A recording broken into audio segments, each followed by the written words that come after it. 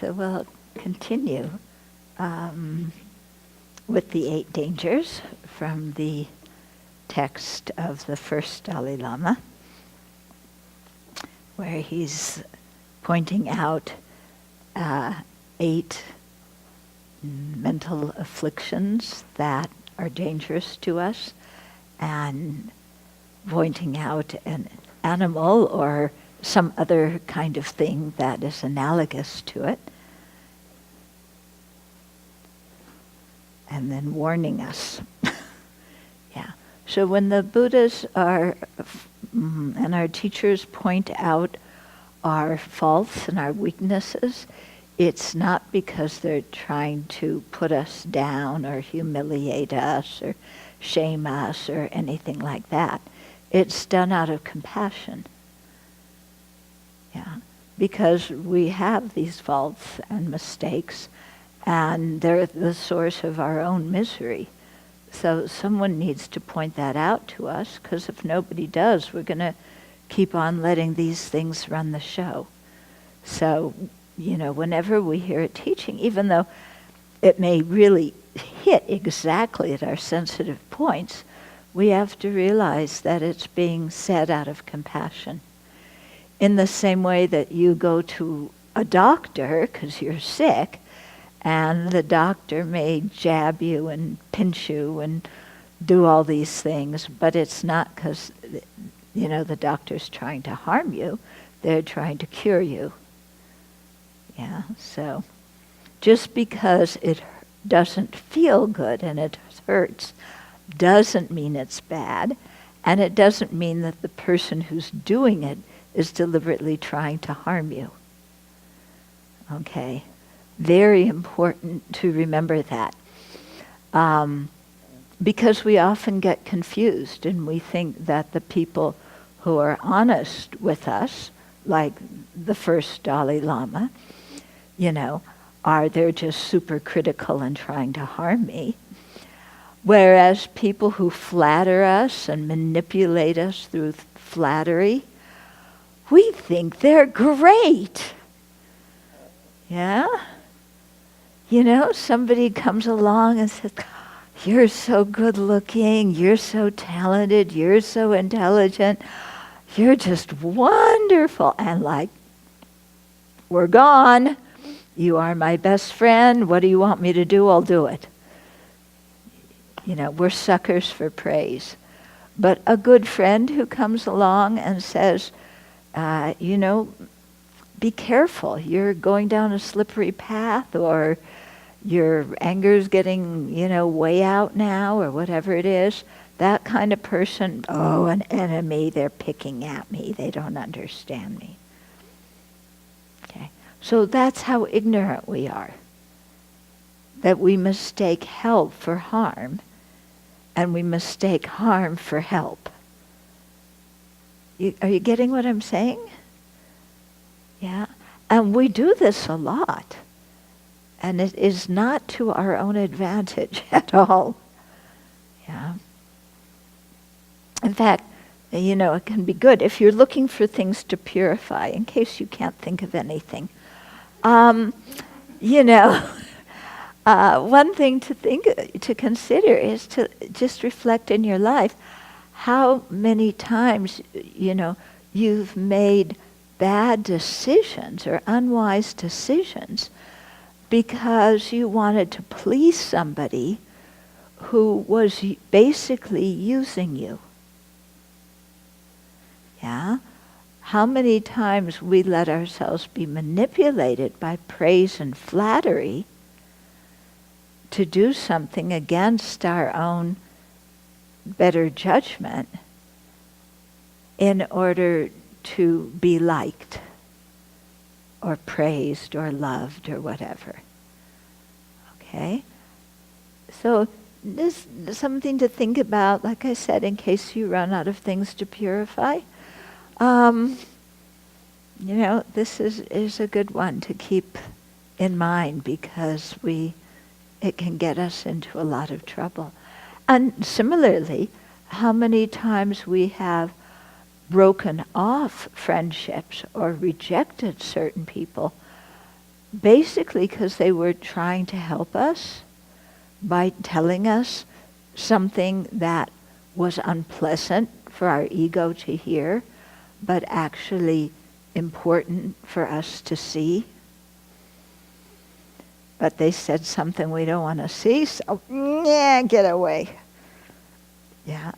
And again, that sometimes has led us to make very bad decisions. And if you can't think of any examples of those, I'm sure me and some other people can help you. At least by sharing our own examples. Okay, so we're on the third one. We did the lion of arrogance. We finally finished that one. And the elephant of ignorance. And now we're on the fire of anger. Okay, so driven by the wind of distorted attention, billowing, swirling smoke clouds of misconduct, it has the power to burn down forests of goodness. The fire of anger, please protect us from this danger. Yeah. So it's interesting, cross-culturally, everybody puts anger together with fire. Yeah, I mean, he's Tibetan. And in the West, we say the same thing, don't we? Somebody has a fiery temperament. Yeah, don't go near them. They're like fire, meaning that they anger easily. Okay, so it's an interesting thing that in many cultures. So driven by the wind of distorted attention. So I mentioned distorted attention this morning. So it's distorted conceptualizations. It's distorted interpretations of something. Okay? So in particular, how anger, and here I'm using anger as a general word that includes, irritation, annoyance, complaining, rebelliousness, spite, wrath, vengeance, grudge holding, resentment, all those nice things. So, what do those things all have in common? Is they project or exaggerate a quality of someone or something, and then want to harm it or get away from it. In other words, we are unable to endure the object. Yeah, we are unable to endure it. Anger is interesting because we are exaggerating or projecting a quality that's there. Now, some people might say, for a while I used to explain it as exaggerating or projecting a negative quality. And then somebody said, oh, well, that one says that there's a negative quality there to start with, and you're exaggerating it. But when I thought further about that, it doesn't mean there's a negative quality there to start with, because what I see as a negative quality, someone else may see as a positive quality. Okay, so you would have to say exaggerating a negative quality I have projected. Yeah, because if you look at, for example, different people have different senses of humor. Yeah? And I may think somebody's sense of humor is fantastic, I really like it, and someone else just can't stand their sense of humor. Is their sense of humor good or is it bad from the side of the sense of humor? It's neither, is it? It completely depends on the person who's looking at it. Yeah. Same with physical beauty. Now you might say, but we have some general agreement about who's good looking and who's not. I'm not so sure. Yeah? Because many of the people that society puts out as good looking look too plastic to me. They are not attractive at all.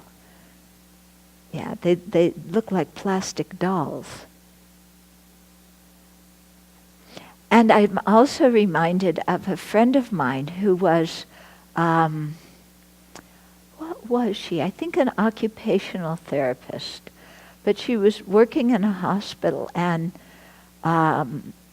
this one woman, her husband, was in the hospital. He was old.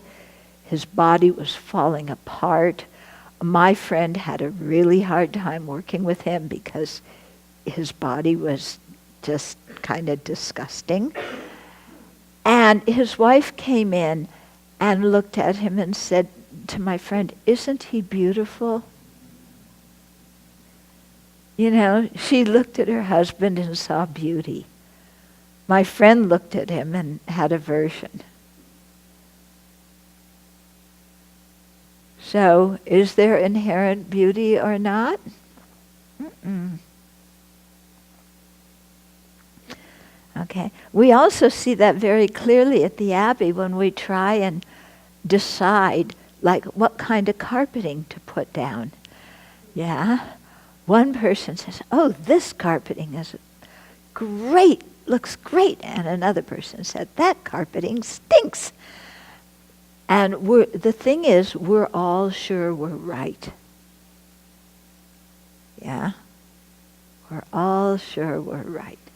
So this is the thing about anger, is when we are angry, yeah, we forget about the part of the definition of anger that says exaggerating or projecting a quality. Yeah. Because when we're angry, we don't feel like we're exaggerating or projecting. Do we? Yeah. When you're mad, do you say, "Oh, I'm just exaggerating a quality of that person," or "I'm projecting a bad quality"? No! If you thought that, you wouldn't be angry. But when we're angry, we are right. We are not projecting anything. We are not exaggerating anything. The situation, the person, the object, it exists objectively out there in exactly the way we perceive it. That's what we think in our mind. Yeah. And so when somebody else tries to give us some other information about that person, or to interpret what the person's speech or their actions in another way, we don't want to hear it, because we are convinced that we are right. And so as a result, we think the resolution of the difficulty is very simple. I'm right, you're wrong, you change. Yeah, it's very easy. Who needs lawyers and conflict mediators and NVC? We don't need any of these things. I'm right, you're wrong, you change. Okay? So, do you see when we talk about how our mind is overwhelmed by ignorance and afflictions, are you getting some idea about how that happens? And how blind we are to the process? And how even when our mind is raging with an affliction, we can't see it at all. At all. Yeah? Okay, so anger. Driven by the winds of distorted attention. Okay, so based on misinterpretation. Selectively picking out different details and interpreting them in a certain way, and then anger arises. Okay? So anger is a created process. Yeah? When we're angry, it's not that we have no choice of what emotion to feel. It's not that any sane person would be angry in the situation. It's that we are interpreting something in a particular way that then signals harm to our mind. Okay? So this whole process is going on inside of us. We say, "You made me angry," as if the person's words were like a virus, coming out of their mouth.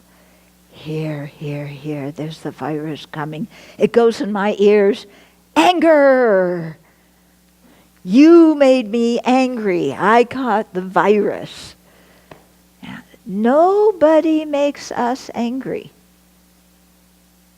Nobody makes us angry. The seed of anger exists in our mental continuum, and when we interpret situations in a certain way, we get angry. Mm-hmm.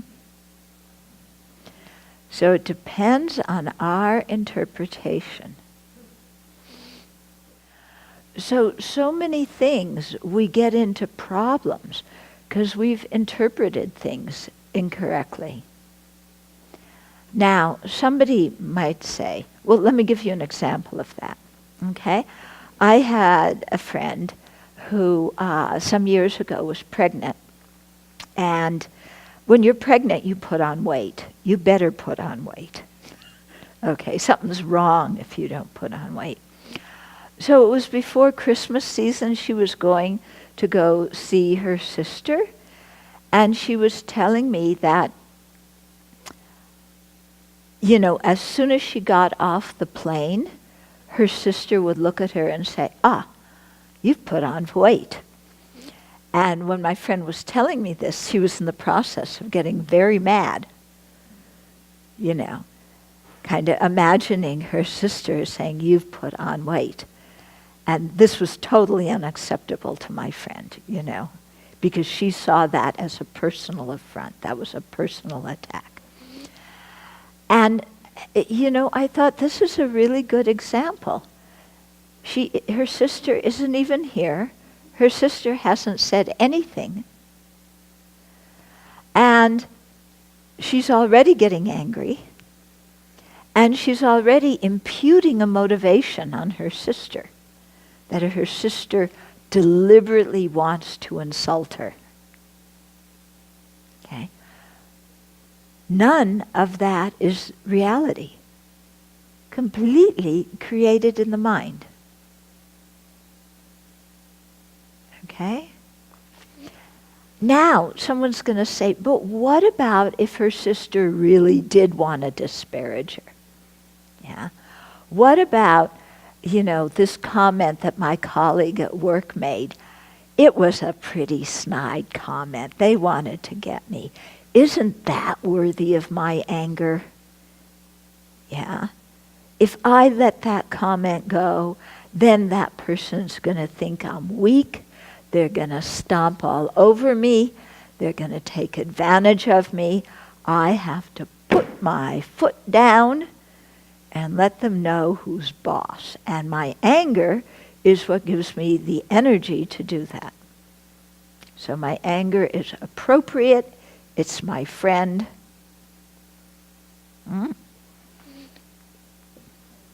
Hold on. I'm in the middle of a story.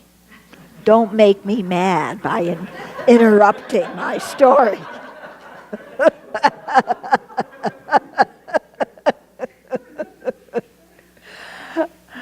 Okay.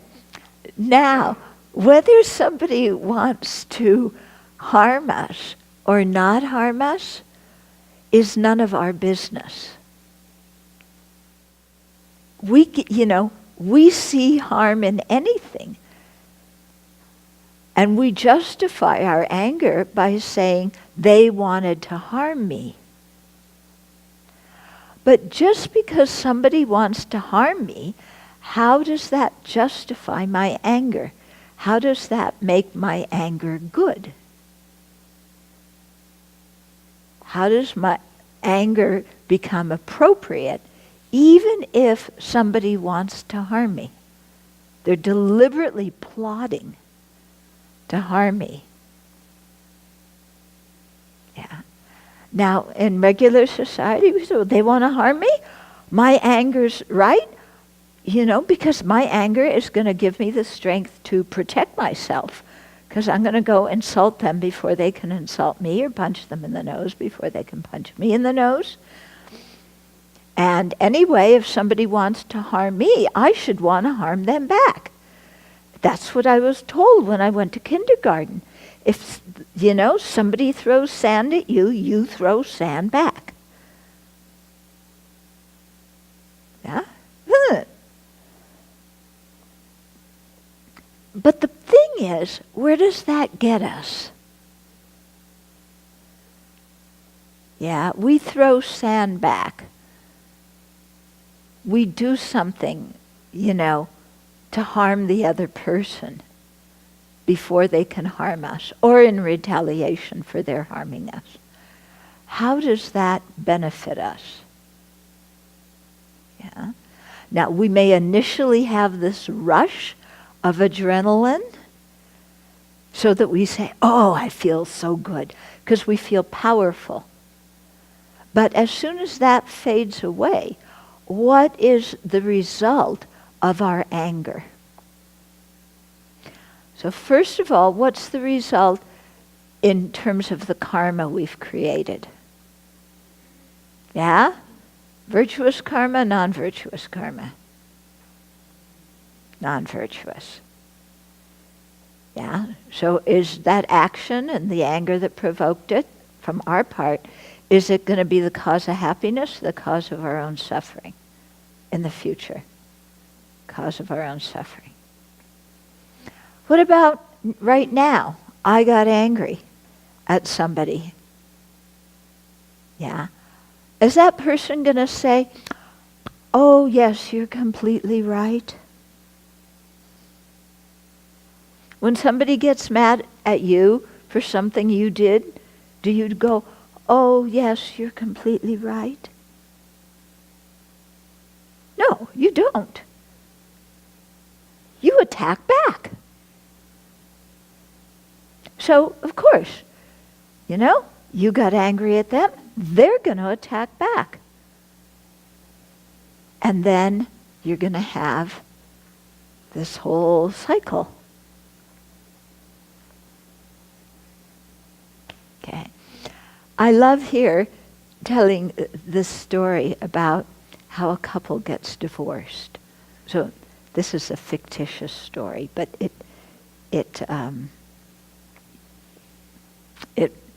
serves the point. Okay, so couple sitting down for breakfast, yeah, and their marriage is organized so that they take turns doing the grocery shopping, and of course they know what each other likes. Yeah, fair enough. Sounds normal. Sit down for breakfast. Oh, honey, where's the peanut butter? Oh, I didn't get any peanut butter. Well, it's your turn to get the peanut butter. You went shopping this week. Oh, I forgot it. I'm sorry. You're always forgetting things, especially the things that you know I like. Listen, I just said I forgot it. What do you want from me, blood?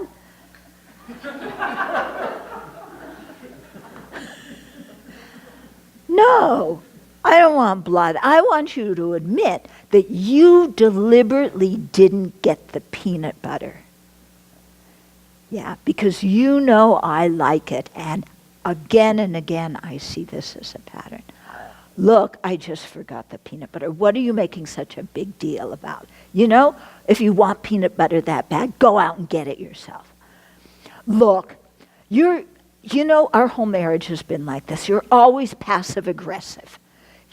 Every little thing, I try and point something out to you, and you just won't acknowledge it at all. And you always just respond in this sweet way saying, oh, I forgot it. Do you get the idea? Yeah, so this goes back and forth, building, and then finally one of them says, okay, that's enough. I'm fed up. This has been the story of our whole marriage. I want a divorce.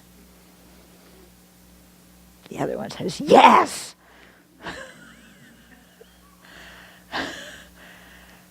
Yeah? So, we defend ourselves, we attack back. Does it bring what we want? Yeah. What are you really wanting? When you're angry at somebody you care about, what is it you're really wanting?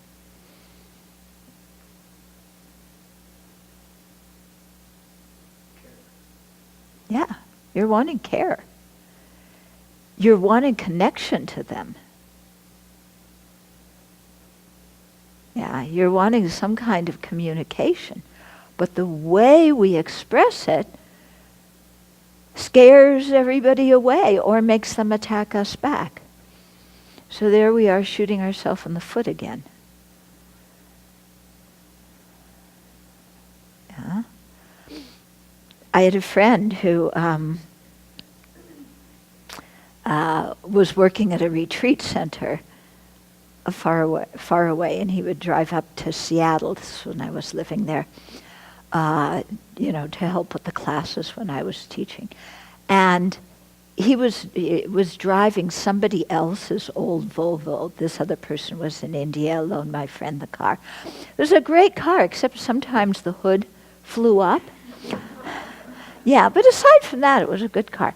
So he just, he put the hood down, he chained it or did something like that, so it was all okay, and was driving the car.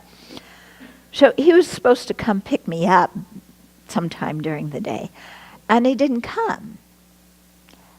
And a half an hour goes by, and he's not there, and more time goes by, and he's not there. And I'm getting, part of me is concerned, and part of me is mad. Yeah, it's like, we made a time for you to pick me up, and I'm sitting around here waiting, and can't you even get here on time, or can't you even call and tell me that you were delayed? Yeah, I was getting kind of ticked off. And then when he finally got there, I don't know how much later, I said, what happened? And he said, the hood of the car flew up on I-5. And I had to, pull off the road. So one part of me just felt completely relieved. And the other part of me was, well, I told you so.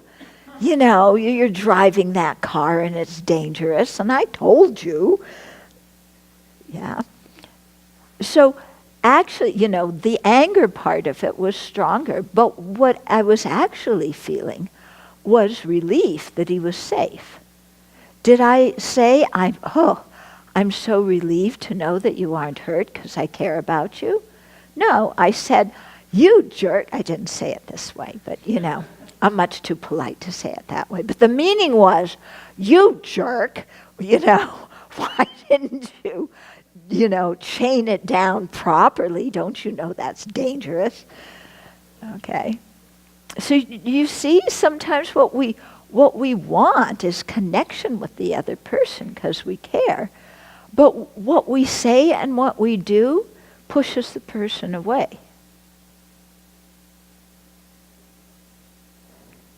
Okay, now questions.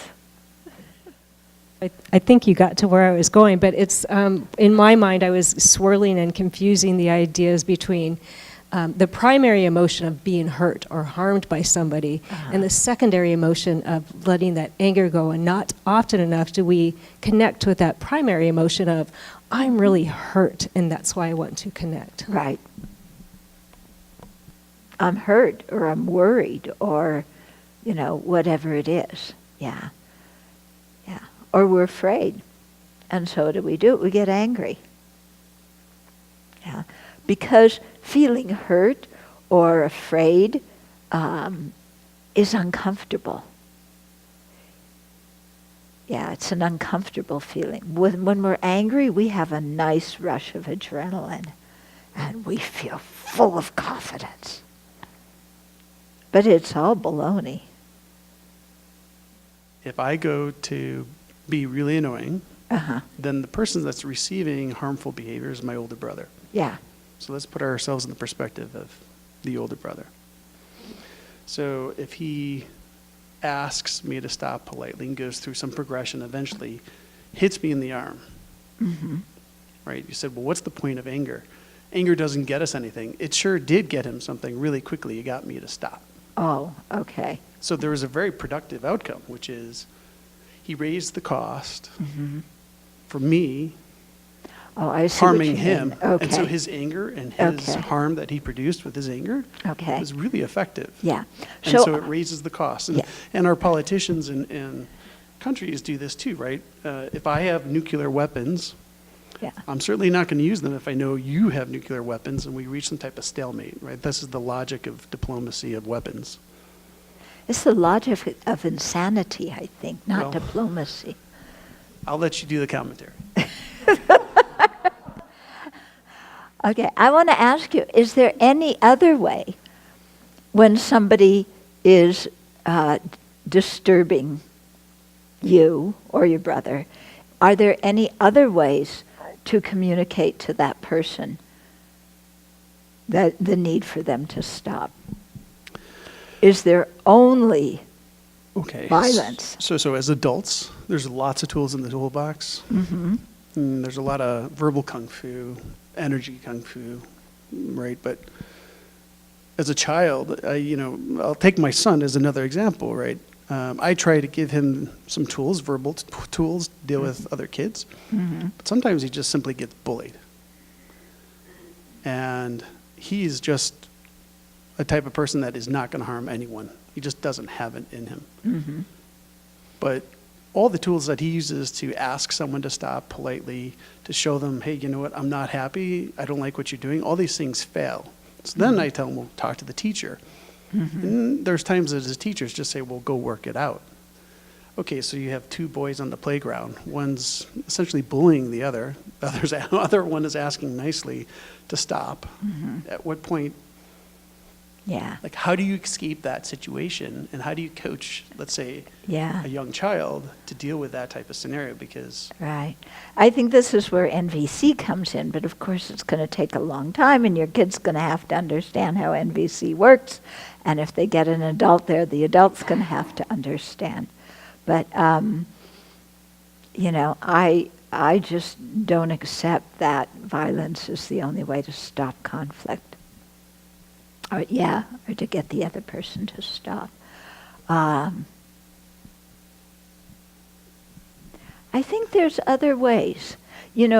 Some of the guys I work with in prison, they say that if somebody else cuts in front of them in the chow line, that if they don't stand up for themselves and fight that guy, that then that guy and all his friends are going to come and start bullying them and taking advantage of them. And they say this is the only thing you've got to do is you've got to, standing there in the chow line is clobber each other so that you both go to the hole. The hole is ad seg. It's where they throw solitary. Yeah, place where you don't want to go. Yeah, so that's the result of it. Yeah. Nobody likes going to the hole. Both of you go to the hole, okay? Plus, you're a bit beat up. Maybe you lost a tooth or two. Yeah, who knows what else happens. But I believe in that kind of thing. When somebody is intimidating you, I think there's got to be a way where you hold your own dignity and you say, yes, please, come in line in front of me. It's fine. Where you give the victory to others, but you give the victory to others not out of fear, but out of your own sense of dignity. Yeah? right, essentially you're turning it into a win-win. That's what? You're turning it into a win-win, right? So in game theory, right, you have win-win-win, lose-lose-win. Yeah. Right, and lose-lose. And right now, the inmate's only seeing, if I turn this into a lose-lose, I'll stop the behavior, right? Because then everyone loses, and so no one wants to engage in the behavior any longer. You're saying try and turn it into a win-win where you don't lose face with anyone, and Yeah. So there's different ways of letting somebody else go in front of you. There's, oh yeah, go ahead, I'm nervous, you're bigger than me. And there's, even if the guy's bigger than you, yeah, please, go. It's fine with me. Yeah. I just had this conversation 2 weeks ago with one of my guys, and it wasn't cutting in line, but it was some other challenge. And I said to him, can't you just say you're retired? That you're too old for this shit? and I really think that what you said, that anger is a feeling of powerlessness, is right on the money. Because if you have that kind of confidence, if you have that sense of yourself that you have power, that you don't have to respond in anger, even on the row, which is as harsh as you can get. Yeah. One of my other guys on the row said that he's stayed out of trouble for 20 years that he's been there, and the way he did it was by watching the old guys and how they did their time. And that's what it's about, is that a sense of power that doesn't require violence. Yeah. Yeah. So very true. And there's different ways of dealing with challenging conflict.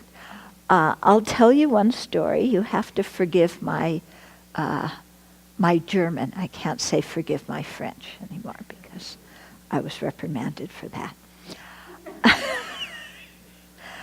But I was at some sort of thing, and one person who was a teacher there, she was a substitute teacher in a classroom or something in a high school.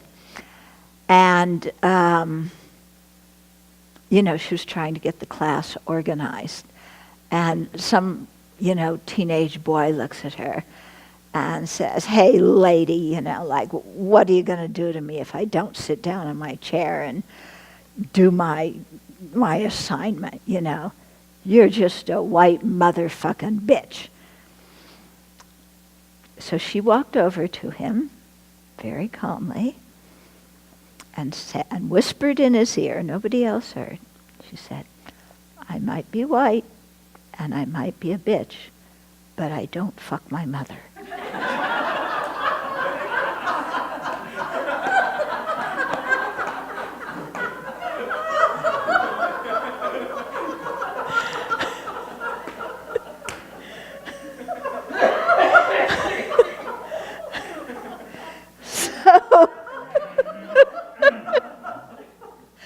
So this stopped the thing, It's like the guy sat down and,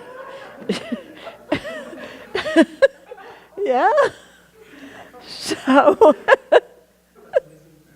yeah. So I think, there's other ways to handle things. Okay. So, driven by the wind of distorted attention.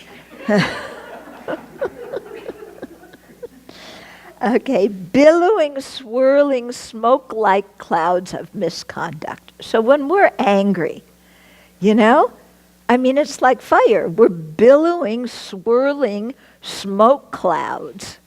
It's like we're fuming, aren't we? We say that when we're really angry. I'm fuming. And there's smoke coming out of my ears because I'm so mad. I'm burning with fire. Yeah? So here's a situation where you have what they call bad vibes. Okay? Yeah. Yeah. So we've all been around people. You can feel it. You can even you're in a public space, you're in a bus or a restaurant, you can feel it if somebody's fuming, okay? Because there's billowing smoke clouds, Their whole energy is like that. And so the mind is out of control. And it's the billowing smoke clouds of misconduct.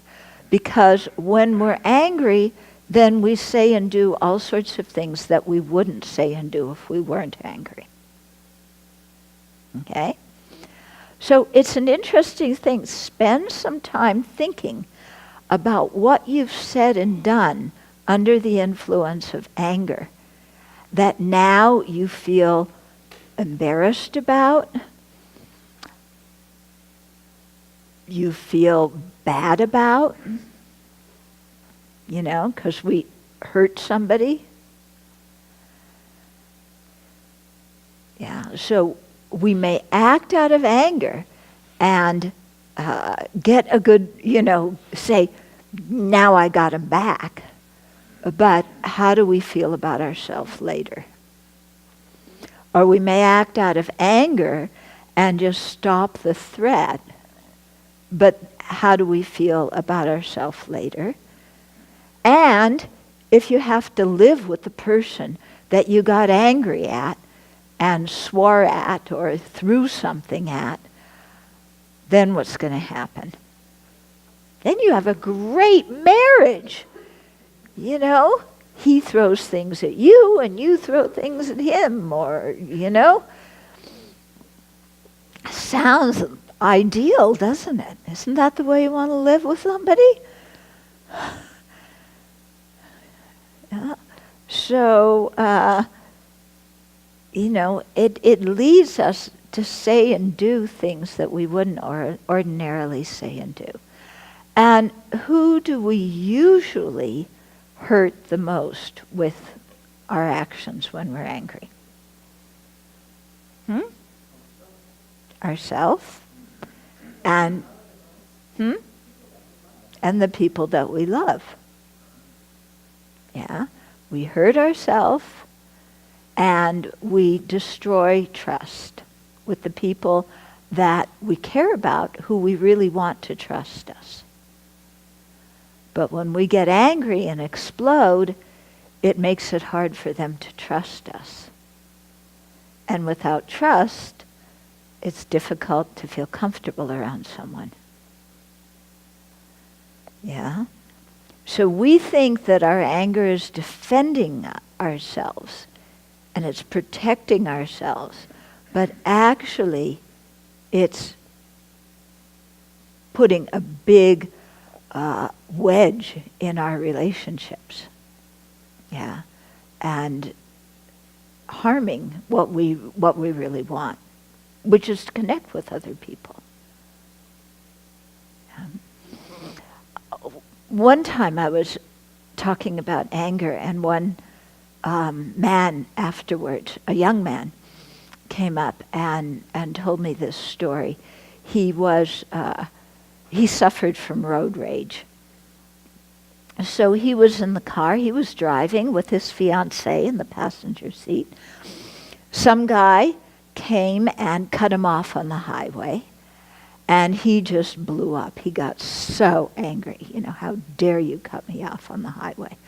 So he stepped on the gas and, rushed up to the other car and then cut in front of the other car.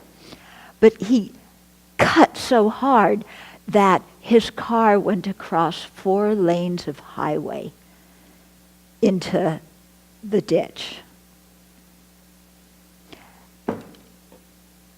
And he said that, I'm lucky I didn't get killed. And what he said is, I endangered my fiancé's life, and that's the person I care about the most because of my anger. Yeah. So this is what anger does, It's not our friend. It looks like it's our friend. Yeah, but it's very deceptive. It doesn't really help us. Okay, now all the ifs, ands, and buts. I think many of us can relate to witnessing road rage, or if not being in it. I guess I have, not not to that extent, and I'm not like that anymore. We talk about how the gentleman felt terrible after, and he said, you know, I endangered my fiancée, the one that I love most. What would her reaction be? She was probably terrified out of her mind. And wondering, what kind of person am I marrying? How is she supposed to express that to him in a calm, peaceful? She's in the ditch upside down. My guess is she probably started crying.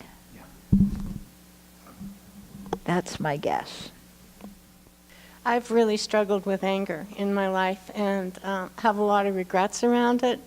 And my daughter, who I've had a really difficult relationship with, told me she saw me as a dragon for many of the years that she was growing up. And I've had to do a lot of work around it, and your book was really helpful. Thank you for that. But what I'm coming to see is so much of it was a feeling of powerlessness and a response to that. And what I've really had to look at is my role in that, in my role in setting myself up to be the victim or the one that was persecuted, so that I could respond with self-righteous anger. Self-righteous anger is like the most powerful drug I know. Yeah. Yeah. So I really appreciate your teachings on And that. so you really saw how you contributed to making the situation like that, so that you had that self-righteous anger. Exactly. Yeah. Because it makes you feel powerful. It makes you feel in control. Yep. When clearly we're not in control of anything. Yep. Yep. Can you talk about what is the relationship between anger and karma, not in terms of the karma that you create, but in terms of the karma that gives rise to these easily going towards anger versus some people that don't really go that route? Yeah. It's not that karma causes anger, it's anger that causes karma. Okay? So it isn't karma that's making you hot-tempered. It's habituation with being angry from the past. Yeah? And so having built up that habit, then it just arises very naturally. Yeah. And so then you have to really work on breaking that habit. I just had a comment. Yesterday I was really thinking about anger and thinking about how I have spent so much of my life being angry about things, and that sometimes when you get angry about something, you kind of start dwelling in it and just like luxuriating in it. I'm angry, I'm righteous and stuff. So this thing just popped into my head, is that I can no longer afford the luxury of dwelling in anger. Yep. Yep. Because anger really, it consumes our time, it consumes our good energy, it consumes our mental peace. Yeah. But the buzz is we feel powerful. And so we can ruminate. Yeah. How many people here like to ruminate? Yeah. So we can ruminate. You know, this person did this and then they did that.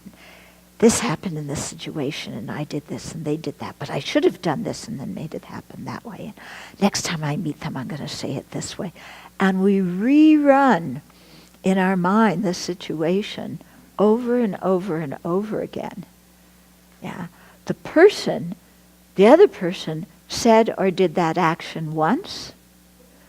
We replay it and do it to ourselves again and again.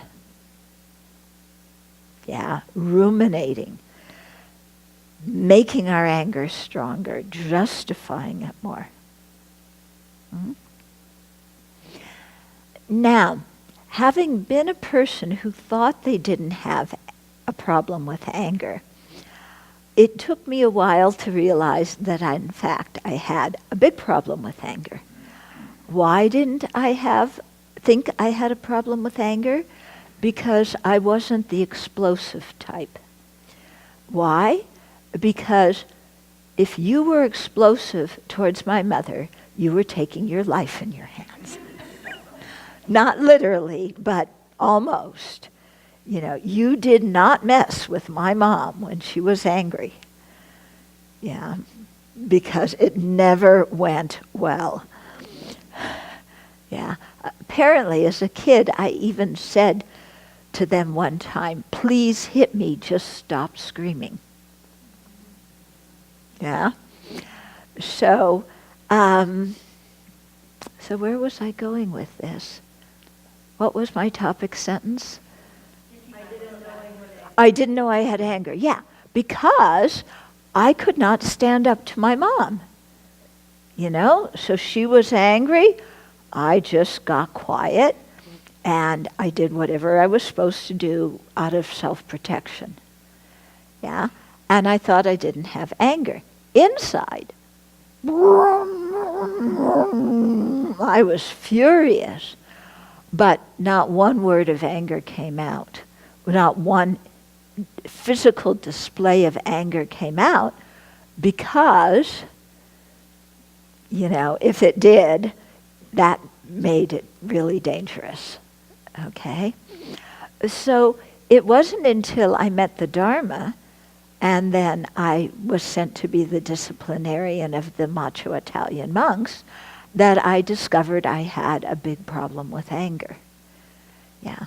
But many people who don't overtly get angry, who withdraw, yeah, who leave the situation, who flee from the situation, we think we're not angry, but we're furious. Okay? Anybody else see that in themselves? Yeah? So, yeah. So anger is a problem even if we don't do anything back to the other person, because it totally ruins our own inner peace, you know, as we ruminate and go round and around and around and around. Okay. And when you think, you know, so much of this going round and around ruminating is, you know, is we're the little brother and how can I annoy this person back? You know, I'm too scared to be the big brother and slug him, but I'm going to be the little brother and do something to get even. Yeah. And then we plot our revenge. And we spend a long time thinking about it. The exact words to say that will really hurt them to the quick. Okay. The little look we can give them that afterwards we can claim innocence on. Yeah. But it's no good, is it? And, you know, usually the things we get mad about, when you die, do you want to be thinking about that? Yeah. Are the things we get so mad about things that we really want to hold on to, so that the moment we die, we still want to be right? Yeah, for what purpose? What does that get us?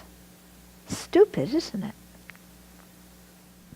I have to confess that I really wasn't connecting with a lot of this until you started talking about ruminating and About ruminating and going around and around, and I realized that that the biggest object of my anger is myself, and that I can get really, really mad at myself, and starting, it starts with some sort of disappointment and letting myself down or letting other people down, and then it just goes for days, weeks of, and a part of me actually believes that, and I'm saying this as I'm sitting here, that that it's constructive, because in that rumination process, I am thinking, I should have said this, and the next time this situation comes up, if I can deal it with this, and I'm trying to apply Dharma, to it and everything like that. But it so sucks, It just really, really bugs me, and I don't know what to do with it. It's just like, I feel like letting it go is irresponsible, because, I did screw up, and I need to be honest with myself about that. It's really hard. It's like the most difficult relationship I think I have. Yeah, I was talking to one person about that who had a lot, that self-anger, self-criticism voice, and he said, if I give that up, then I would just be completely self-indulgent. Yeah, I need to be angry at myself. I need to criticize myself to keep myself in line. And I said, I disagree.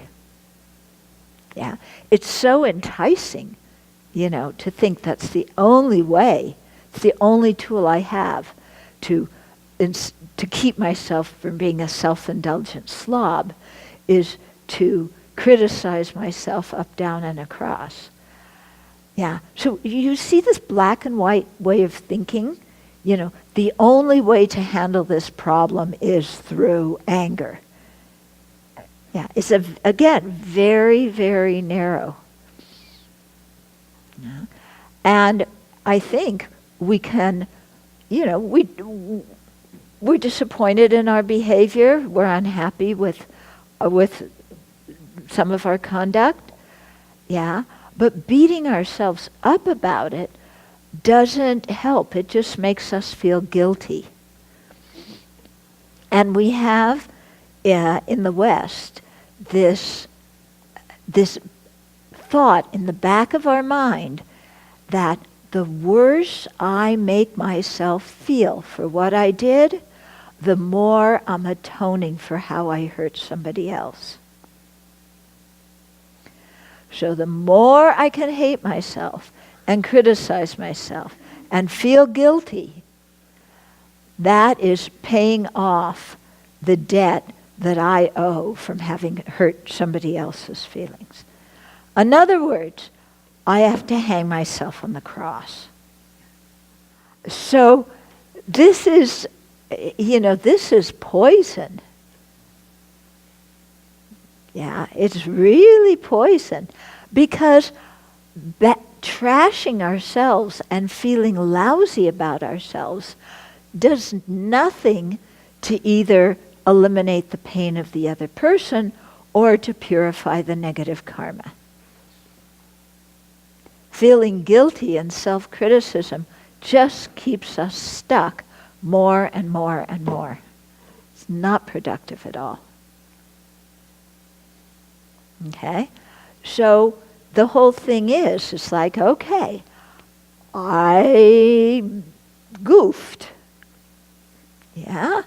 And it was a pretty big goof, and I hurt somebody, and I'm sorry that I hurt them, and I'm sorry that I created that negative karma. Yeah? What can I learn from this situation? Yeah? What was going on in the situation?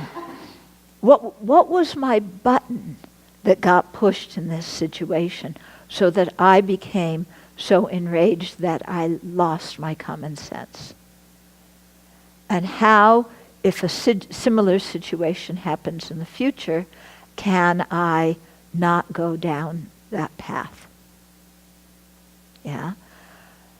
So, we're going to make mistakes.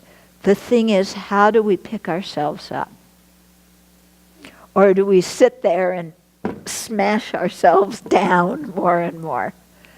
Or do we just say, okay, I make amends, I learn from it, I go on, with my new knowledge, that is going to make me a better person. So I think about compassion. And I think about if there's somebody that you really care about or somebody that really cares about you, think about holding a child that has told you something that they've done and they want to beat up on themselves. What would you say to that child? You know, would you help that child walk through and learn the lesson? Or if your best friend were sitting there listening to you, would your best friend say anything close to what you were saying to yourself?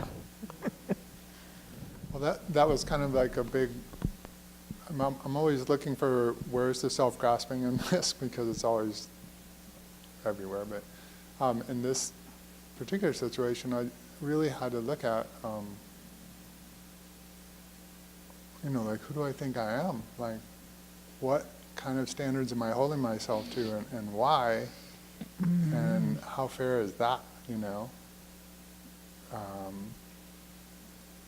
And that's a difficult conversation I can ruminate about a lot too, but it really does kind of put it in your face, like, why do you think that you should have been like this, Yeah. Why can't you just accept that an you're not- impossibly high not that? standard, Yeah. isn't it? Yeah, it's hard when you feel like you're letting other people down. That's where it really is difficult to accept your inadequacy. But when we say, I'm letting other people down, we're mind reading. How do we know that they feel let down? Or are we projecting that onto them?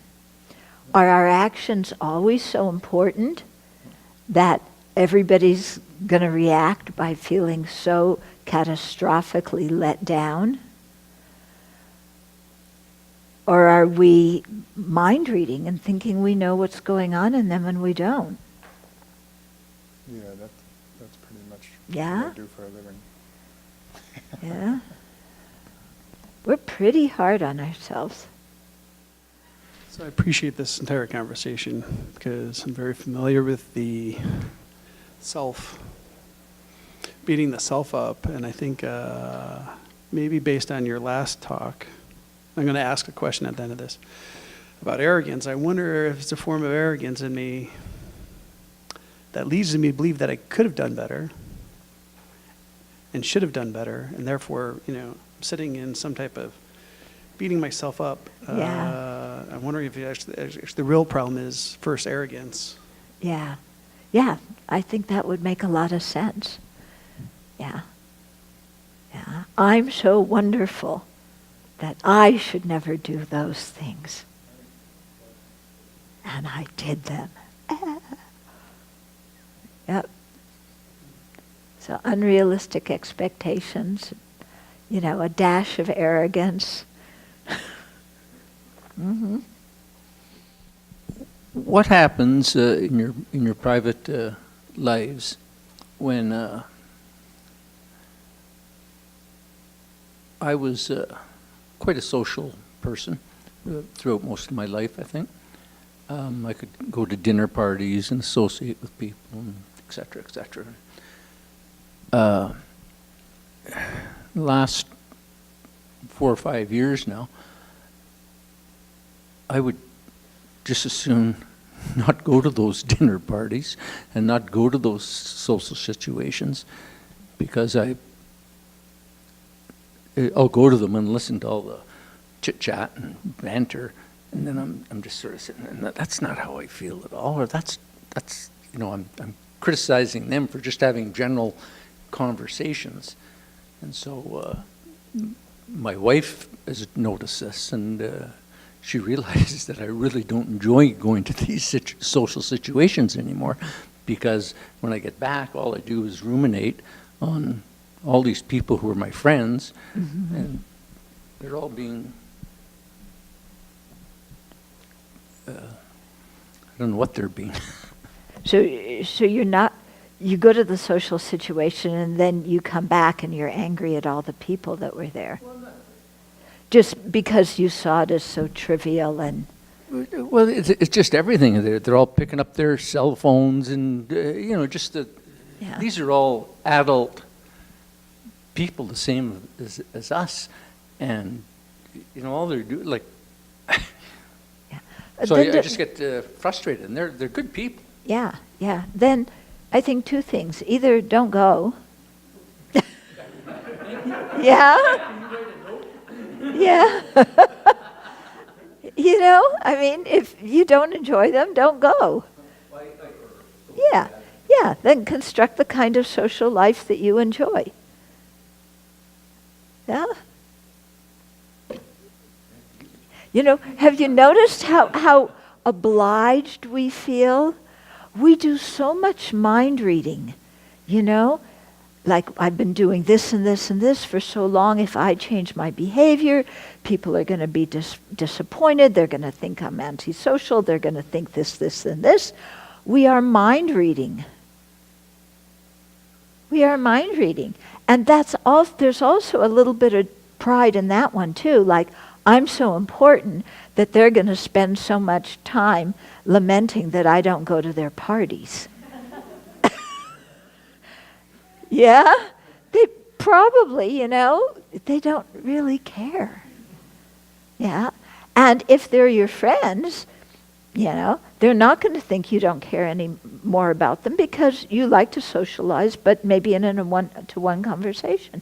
So they still know you care. But you see how we fabricate all these things? If I do this, other people will think this. We've never bothered to ask them if they're going to think that. But we think I'm hurting them, I'm insulting them, they're going to be upset with me. It's always some negative thing. We never think, oh, they're going to go, shh. I'm so glad I felt obliged to invite him to the party and he turned down and I didn't want him to come anyway.